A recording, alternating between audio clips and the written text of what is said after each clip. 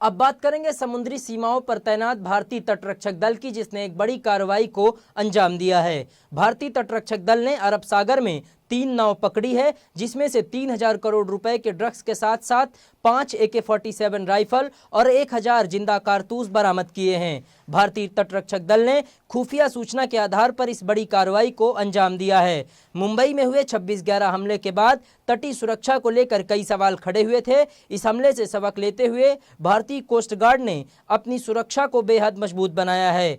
Coast guard भारतीय समुद्री इलाकों की निगरानी इस कदर कर रहा है कि एक भी संदिग्ध नाव भारतीय सीमा से गुजर नहीं पा रही है, और इसी के चलते भारतीय तटरक्षक दल को इतनी बड़ी कामयाबी मिली है। भारतीय कोस्ट गार्ड के डायरेक्टर जनरल कृष्णास्वामी नटराजन ने कहा कि कोस्ट गार्ड हर छोटे बड़े इनपुट को बड़ी गंभीरता से लेता है। जानकारी मिलते ही तत्काल कार्रवाई शुरू कर दी जाती है। भारतीय कोस्ट गार्ड के डायरेक्टर जनरल कृष्णा नटराजन ने कहा कि 15 मार्च को खुफिया जानकारी मिली थी कि मछली पकड़ने वाली नावों से अम्लीय पदार्थ और बड़ी मात्रा में हथियार भारतीय सीमा से गुजरने वाले हैं। सूचना मिलने के बाद कोस्ट गार्ड के अधिकारियों ने पूरे इलाके की गहन छानबीन शुरू कर दी और 3 दिनों तक चली इस छानबीन के बाद 18 मार्च को उन संदिग्ध नावों को अपने कब्जे में ले लिया, जिसके बाद इनकी तलाशी ली गई तो इसमें से ड्रग्स और हथियार बरामद हुए। कोस्ट गार्ड के मुताबिक ड्रग्स और हथियार श्रीलंका की मछली पकड़ने वाली 3 नाव से बरामद किए गए हैं।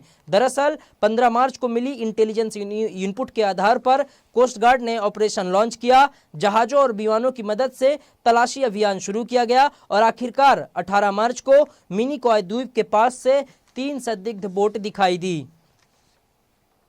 जिसके बाद कोस्ट गार्ड ने 3 बोट अपने कब्जे में ली, जिसमें से बड़ी मात्रा में हथियार और ड्रग्स बरामद हुआ।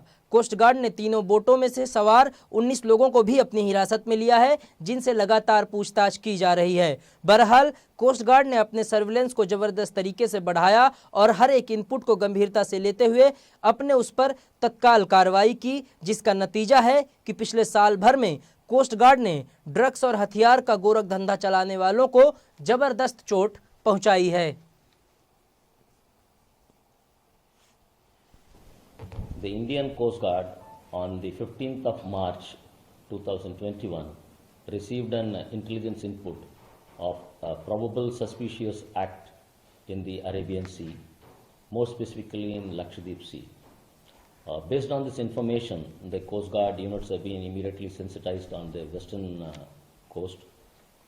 As the Coast Guard always maintains the surveillance of the entire exclusive economic zone, as also the sea lines of communication on both the Bay of Bengal as well as the Arabian Sea. Any intelligence input that has been received, the Coast Guard responds to swiftly and with alacrity. Based on this information, the Coast Guard, 5 ships have been diverted immediately. An operation was conducted with the sea air coordinated along with the aircrafts in the area. And as a result of